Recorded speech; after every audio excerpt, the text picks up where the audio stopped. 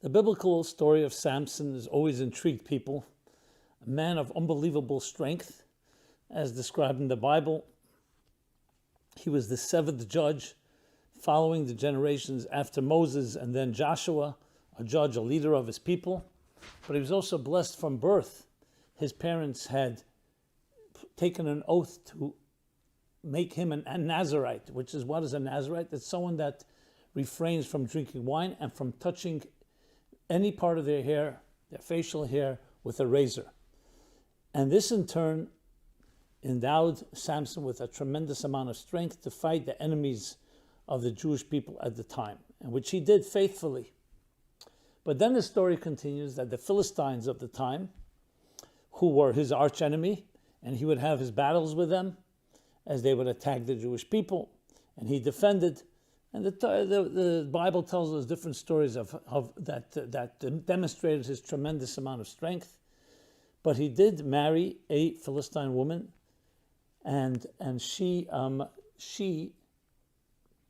Delilah is of course her name, and she, at the behest of the Philistines, tried to discover the secret of his great strength, and he refused to tell her, because of course that would have been his downfall, and of course put the Jewish people at great risk. But finally he did tell her, to make the long story short, that the power was in his hair, because he had let his hair grow. That's why God bestowed him with his strength. And that night she had called the Philistines, and they shaved his hair, they cut off some of the locks of his hair, and he lost his strength. So when he got up, he was unable to defend himself. They gouged out his eyes tragically, and they took him to prison. And the final end of the story is that he prays to God and says, just give me my strength one time. And he asked the young man who had escorted him to put him near the pillars of the Philistine temple. And with his last act, his last powerful act of courage, he pulled down those pillars. Himself was killed along with the thousands of his enemies. That's in short the story. He ruled for 20 years, the Bible tells us. Actually, it's referred to 40 years, even though it's actually 20 years, but it says his influence. And the fear that he drove in a positive way into his enemies was so powerful that it lasted another 20 years. No business can function without a mission statement. Can you? I created a special course, Discover Your Personal Mission Statement. Check it out in the description below. So one could say this is some fantastic biblical story, ancient times. What lesson, what power, what does it tell us today? What does it teach us about power? What does it teach us about the loss of power? How we should use power? You know, there's an expression someone coined that said that the world will change in a good way when people will respect the power of love more than the love of power.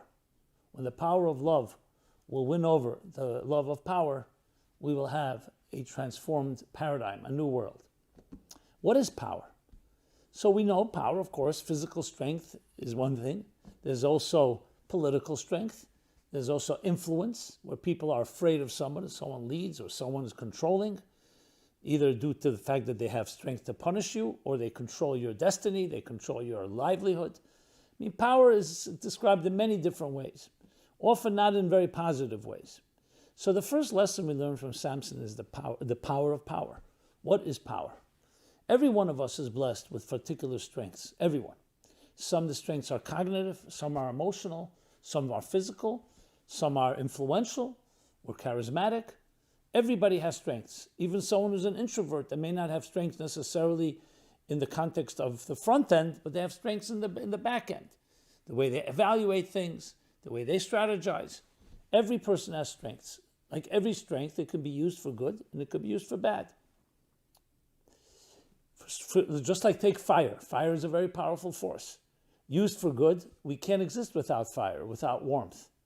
We need to have it because we need to be able to exist.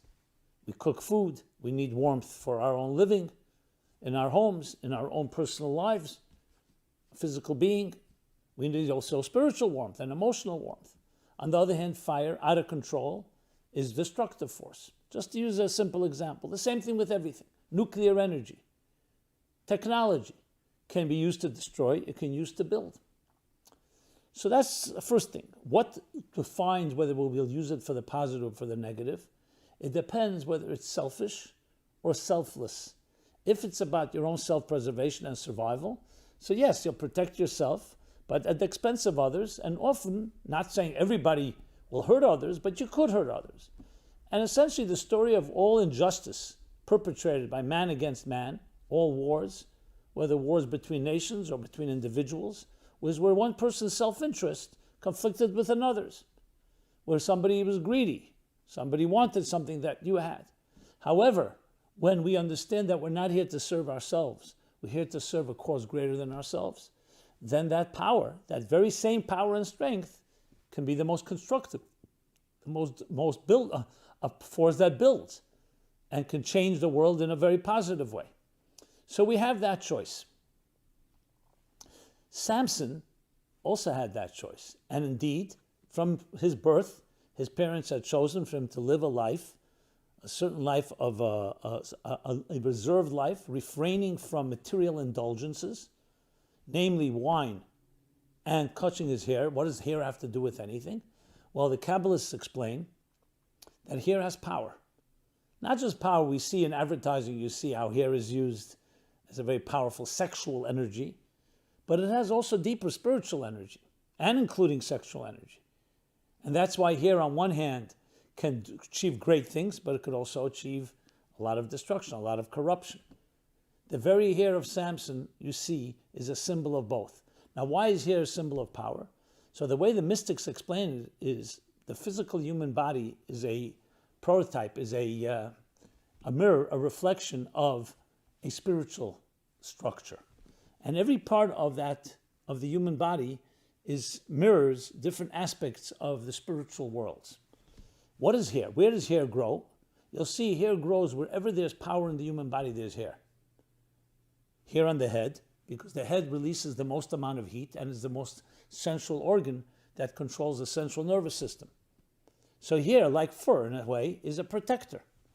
Protector of infection, a protector of control, of sustaining, of keeping the heat in, and so on. You also see hair grows around the reproductive organs. Because there again, wherever there's power, there is going to be hair. So hair represents, the Kabbalists say, on one hand, coming from very deep, intimate and sensual power. On the other hand, because it's just hair, it's like think of it like thin wires.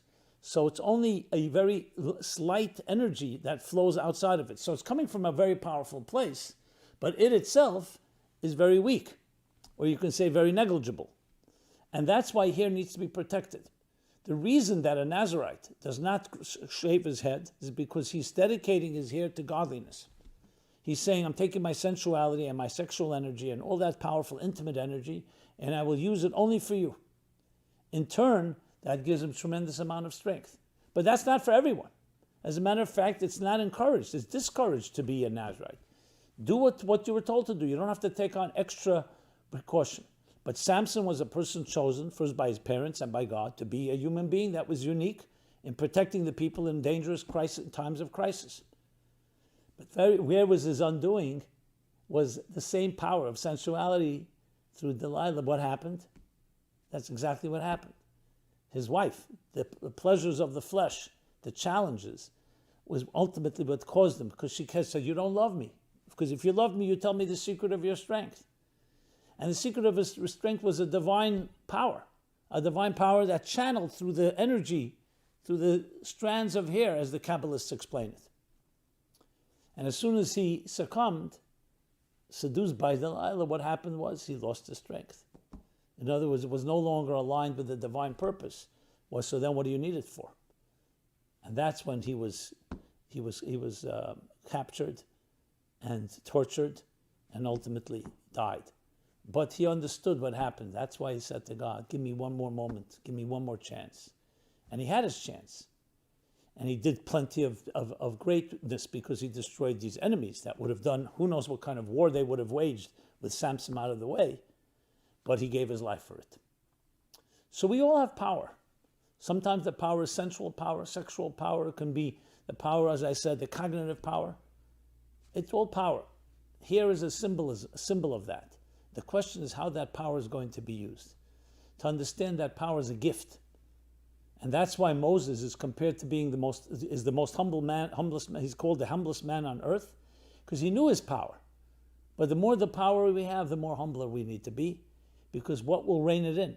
It's easy to become arrogant. It's easy to become controlling. It's easy to become someone that uses your power to manipulate and hurt others. Now, Samson, to his credit, used it always for good. But we're told the story.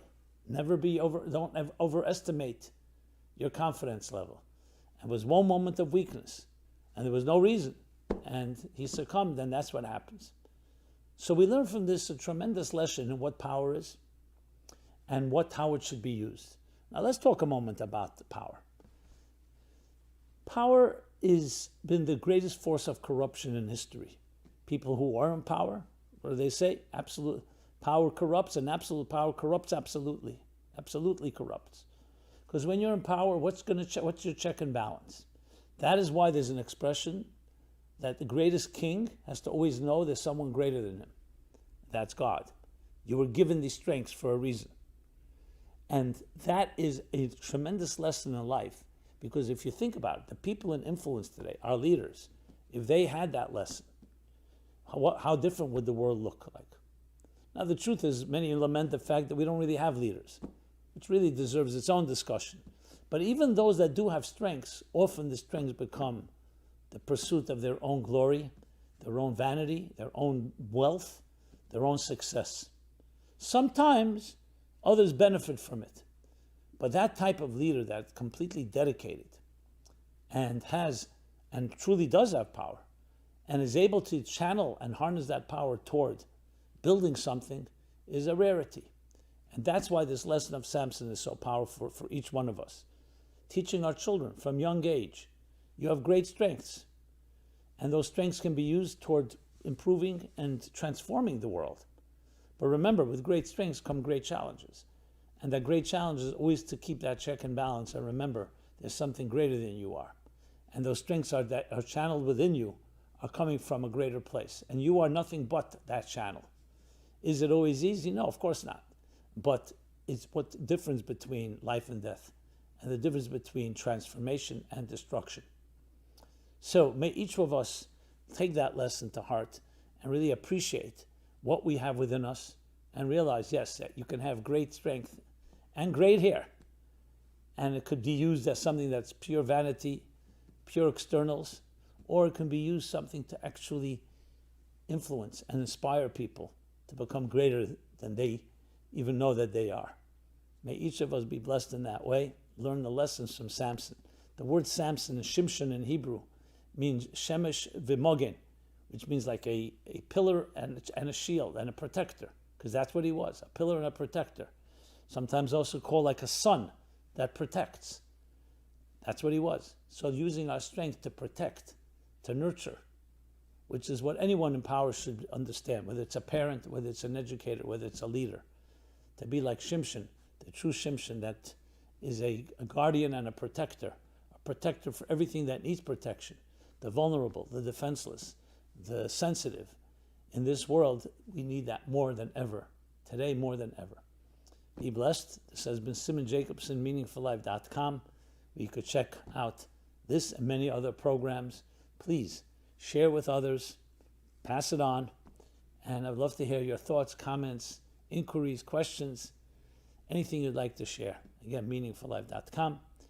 We have every Sunday at 3 p.m. in Eastern Time a series called Biblical Characters Decoded Lessons for Life.